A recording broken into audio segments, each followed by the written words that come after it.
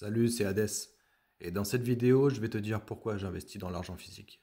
Ou comment être prêt pour l'apocalypse financière qui vient, mais avec du style.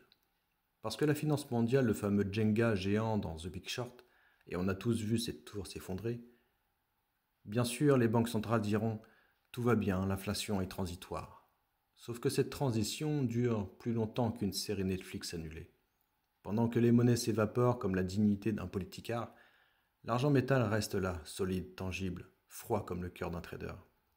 Tu peux le toucher, le stocker, le lancer à un zombie ou l'échanger contre une boîte d'haricots dans un monde post-effondrement. Essaie de faire ça avec des bitcoins en panne de réseau. Parce que les ressources s'épuisent et l'argent, il n'y en a presque plus. L'argent n'est pas infini, contrairement aux promesses électorales. Il est de plus en plus rare à extraire. Il est de plus en plus utilisé dans les panneaux solaires, les batteries, la médecine et apparemment les dentiers des milliardaires du Golfe. Résultat, on va bientôt creuser nos anciens smartphones pour en récupérer. Les décharges deviennent les nouvelles mines. Les fashionistas appellent ça recyclage chic. Moi j'appelle ça désespoir minier. Parce qu'en cas d'effondrement total, les barres d'argent seront la nouvelle crypto, sans la techno et sans l'arnaque. Tu veux survivre au chaos ?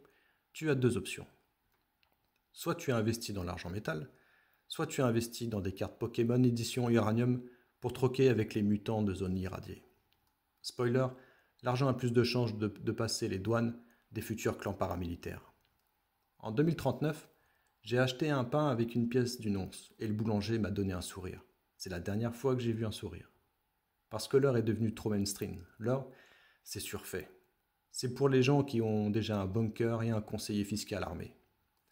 L'argent, c'est l'investissement du survivaliste fauché mais prévoyant.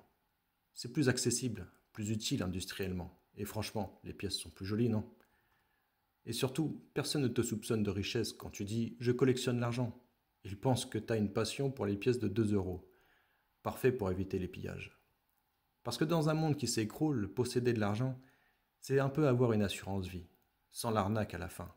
L'argent métal ne ment pas, il ne promet rien, il ne sourit pas. Il est là, froid, lourd et surtout réel. Comme la solitude, mais avec un bon rendement.